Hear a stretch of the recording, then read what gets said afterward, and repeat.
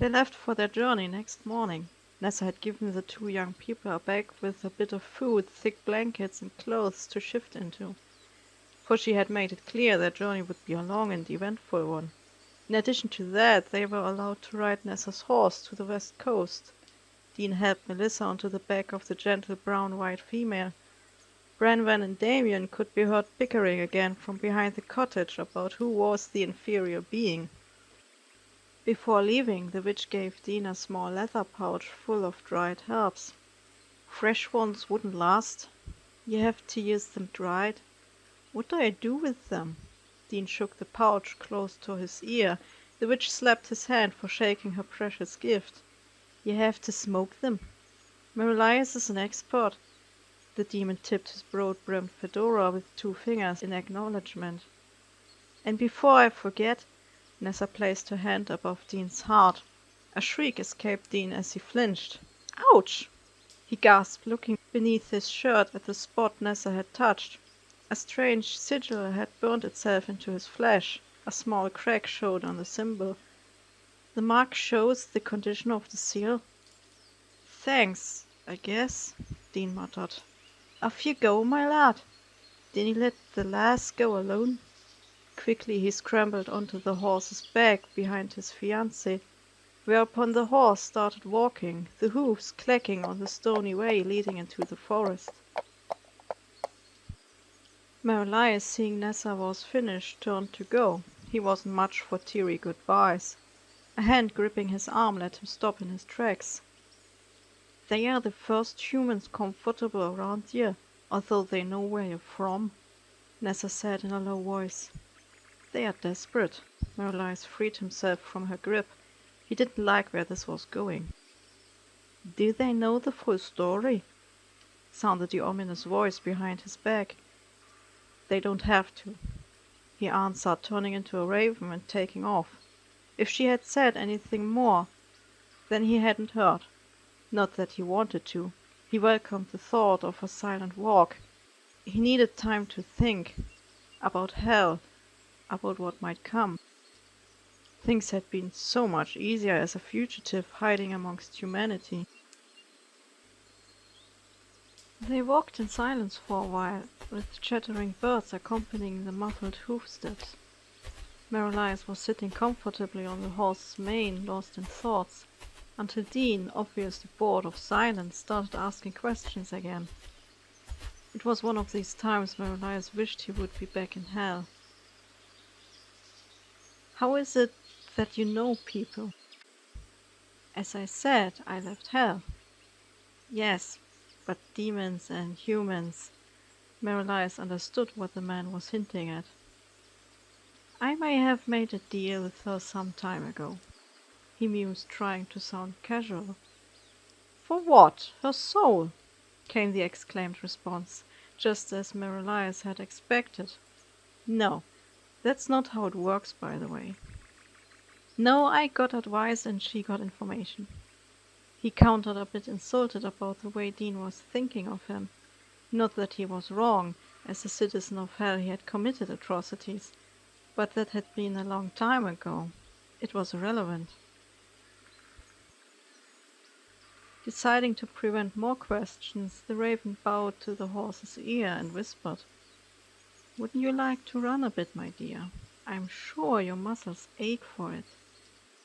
The horse shot him a knowing glance, like Nessa would have done, and took off running. Once they had reached the coast, the couple dismounted, and Merlias took on his human form. Melissa kissed the horse on the forehead and thanked her. The mare uttered a neigh and lifted her forehoofs in the air before trotting back home.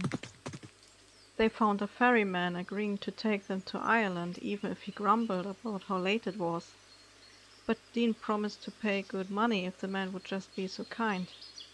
It was a calm evening. The boat rocked heavily a couple of times, yet the wind was in their favor and it didn't rain. When they finally approached the shore, the sky was pitch dark and peppered with stars. Being a supernatural entity, Merlias didn't feel any different from when they had started their journey. Yet as he looked at his 2 human companions, the thought of looking for a place to rest occurred to him. After giving the ferryman money who for the first time made a friendly face upon meeting Englishmen, they managed to locate a flock of sheep. Dozens of fluffy animals lay snuggled together in the grass. A farm was nowhere to be seen, only farmland and forest surrounded them. Deeming it safe enough, the couple took the woolen blankets and laid down. Merrill sat down a few feet away, where a rock protruded from the earth. Far in the distance he could hear something like a wolf. He lit a cigarette as his thoughts went back to what Nessa had said to him. You have to face this alone. He had been alone for centuries. Why did it bother him now? He felt the urge to desert the idea, but it was too late now. He had made a promise, and besides, he couldn't let demons run amok.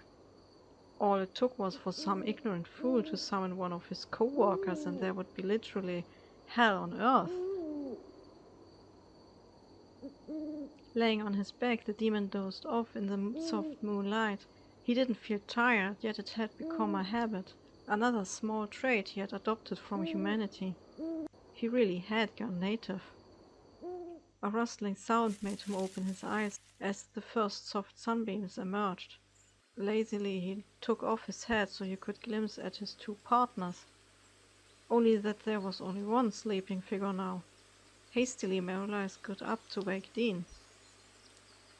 "Dean, wake up, mate. It's barely day. Do you demons have no clocks?" Demon stirred annoyed, his arm reaching for where Melissa probably should have been. With eyes now wide open, he turned to the empty spot. "Tell me she went to follow nature's call," he said, slightly distressed, looking at the man next to him. "I think she has been abducted by goblins," Merrill admitted, preparing himself for his friend's outburst. "She bloody what?" Dean exclaimed with shock. "You were supposed to watch us. I thought demons don't sleep." His hair still tousled from sleep, Dean packed the blankets. "I was. One moment she was there, and another she was gone." Merrill shrugged, clueless on how he could console the young man. "They won't eat her. I guess they found her pretty." Dean's eyes flashed dangerously at the last remark. "Don't worry, mate. I'm a demon. I won't steal your girlfriend." "She's more than a girlfriend. We were supposed to be married by now. Everything was supposed to be different." "We will find her," Merrill said with more enthusiasm. "You could of course summon a hellhound to sniff her out." "Can't you find her?" "I'm no dog." "Well, you would be more useful if you were." Dean, visibly lifted from his foul mood, started laughing. Soon the demon joined in, even if he didn't feel much like laughing at the statement at first. As they made their way through the wilderness, they soon came to the conclusion how pointless their venture was. Much to Dean's amusement, Merrill turned into a wolf to find any traces. "How's the air down there, buddy?" Dean asked, grinning with mock in his eyes. "Just you wait until it's my turn, mate." The wolf growled back, feeling partly amused and partly ridiculed. After a few miles of forest and bushes, they found Melissa in the middle of a clearing. The ground in front of them was caved in and covered in moss.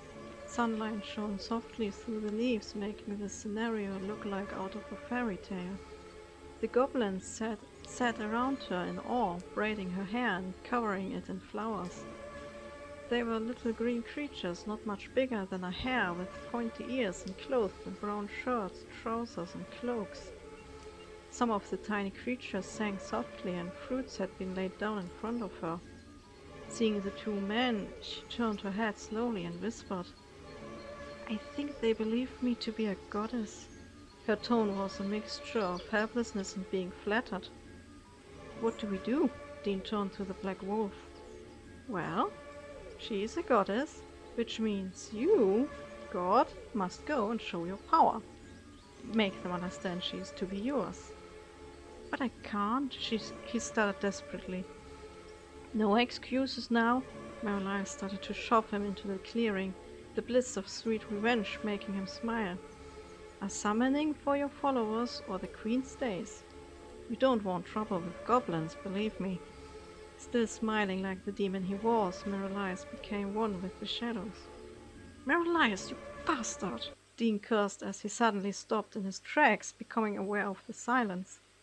Turning around, he saw that dozens of little black eyes studied him. Some cocked their heads, trying to understand what was happening. Enjoying the scene, Merlias sat down and watched.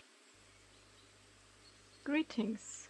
I have come to find my queen, my wife, Dean stammered awkwardly, walking into the middle of the clearing. The goblins still watched him closely, some showed him their little teeth, but it didn't look like a friendly smile. Merlias scratched his ear with his hind leg and yawned. After a moment of staring, the humans seemed to finally understand this wasn't going to work. Told you, mate, show them your power, Merlias whispered to himself in the shadows. He knew goblins weren't looking for a fight on purpose, yet made angry for the right reasons, they could be dangerous. And right now they seemed to weigh if this intruder would harm their beautiful queen or not. Dean looked around with a searching glance before picking up a piece of bark. Taking a piece of chalk from his pocket, he scribbled something onto the wood. Merlias assumed it to be some occult symbol which would summon the wished product upon being activated. Magic had become a rare thing over the centuries, Merlias had observed. Many people had the ability to do some simple summoning, yet just as many had as much magic in their soul as a desert had water. Only some families contained a very strong form of the gift, as they called it, in their souls. Passing it on through the generations, families like Nessa's or the Calderwoods became famous in specific groups. And enough of these families had died out as a result of being hunted or shunned due to their abnormality. It was in fact a very convenient coincidence that they had met in the first place. Was there something more to it? Merlias turned the facts around in his head over and over without coming to a conclusion. He had met many humans while walking the earth, and if he knew one thing for sure, then that Dean Calderwood was unaware of any bigger hands pulling the strings. If there were bigger hands pulling the strings. Merlias could just be paranoid, especially after finding out that Hal obviously had a bounty on his head. The sound of several excited voices turned Merlias' attention back to the couple not far in front of him. Dean had managed to light a little flame on the bark, earning what sounded like praises from the tiny green creatures. Being confirmed as the Queen's husband by the goblins, Dean was offered a seat next to Melissa. He received his own share of flowers, dancing and singing. Merlias felt as if ants crawled through his pelt. They had to go. Whatever the hell he was planning, it wasn't good. To his relief, the two people stood up. Melissa, obviously the cleverer one in this case, took a hair from Dean and herself. She handed it gracefully to a shaman-like clothed goblin, who took the gift with a deep bow. As they approached the demon still in his wolf form, the gentle creatures waved and wailed a goodbye at them. You were lucky, Merlias said as they went back. They are usually great troublemakers. So there are you, just a few inches smaller, Dean countered, seemingly trying to get back at Merlias for pushing him out of his comfort zone. Merlias just grinned confidently and waved his tail. How are you feeling? Melissa asked, worried. Dean took a peek beneath his clothes before answering. I'm good. I think damaging the seal allows me to access the gift more easily. At least when it comes to simple spells. Sadly, using magic that doesn't strain my body doesn't damage the seal either. Perhaps you don't need to, Melissa encouraged him hopefully. When Dean answered, his voice was bitter. No. Uncle wouldn't use a spell without a good reason. He wanted to take me out. When I think that my father trusted him with his life, I would have trusted him with my life. Sometimes the ones closest to you are the reason you fall, Merlias said, lost in memories at the similarity of their situation. He quickly shook his head, trying to get rid of any unpleasant thoughts, and smiled to himself. The thought that he was letting his guard down around those two occurred to him, and how foolish it was. Leaving the forest behind, Dean made an attempt to find out which Irish port was closest to them. He wanted to take a ship from there to America. But Merlias disliked the idea since the moment the word ship turned up in it. Of course, it gave Dean another opportunity to playfully tease the demon, something they seemingly had developed amongst each other. Merlias didn't object. He always had thought humor to be the best tool against dire situations, and it eradicated the boundary separating human and entity for a moment. I didn't know you're afraid of the water. Didn't they teach you to swim in demon school? Dean made a pouty face one might see on a spoiled child.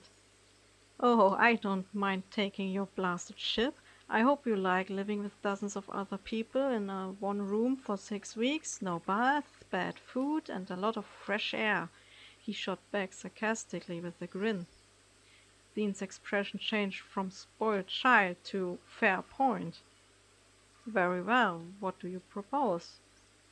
I thought I might just carry us across the ocean, Merlias explained, ignoring how silly it must have sounded. I didn't know you could turn into a boat, Dean uttered with plain amazement. No, you twit, Merlias sighed in a defeated manner. I can't turn into dead objects. By the way, is that special, or can all demons do that? It's one of my... The demon hesitated. Personal abilities. I don't mind riding a demon over the sea, if Melissa's fine with it. Dean looked at the woman who had followed the, by human standards, odd conversation. I am not eager to be on a ship, and Merlias' idea can't be much worse. It's settled then. Merlias rubbed his hands and turned into a huge black bird.